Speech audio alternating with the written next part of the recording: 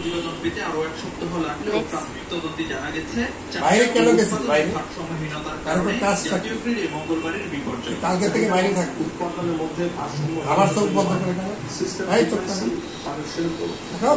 নিচে নেমে যায়। আন্ডার ফ্রিকোয়েন্সি জনিত কারণে বাইরে কেন গেছে পর্যায়ক্রমে পূর্বাঞ্চলে বিদ্যুৎ কেন্দ্র সহ ঠিক করে বিদ্যুৎ বিভ্রান্তি সৃষ্টি করে। বিদ্যুৎ সঞ্চালন ব্যবস্থা যথাযথ গুরুত্ব না পাওয়ার বিষয়টি স্বীকার করেন প্রতিমন্ত্রী নিজেও। এরকম টেকনিক্যাল জবাব হতেই পারে, বিশেষ করে সাবস্টেশন ক্ষেত্রে যে সাবস্টেশনগুলো আমাদের বহু পুরোনো কার্যক্রম এখনো চলছে। আস্তে আস্তে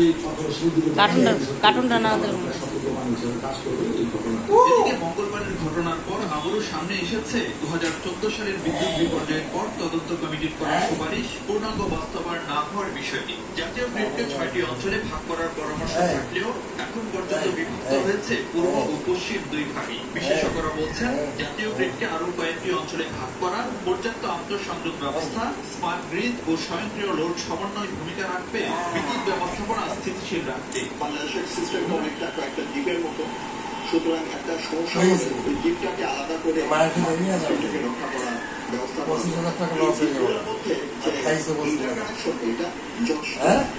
ইন্টারকানেকশনের সংখ্যাটা বাড়াতে হবে। তবে প্রযুক্তিগত যত ব্যবস্থাই নেওয়া হোক না কেন সবার আগে প্রয়োজন উৎপাদন, সঞ্চালন ও বিতরণ ব্যবস্থার মধ্যে সমন্বয় নিশ্চিত করা, এমনটি মনে করেন বিশেষজ্ঞরা।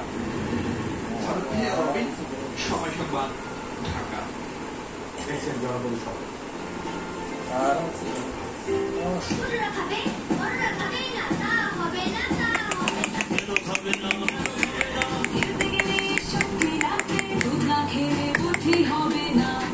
এই যে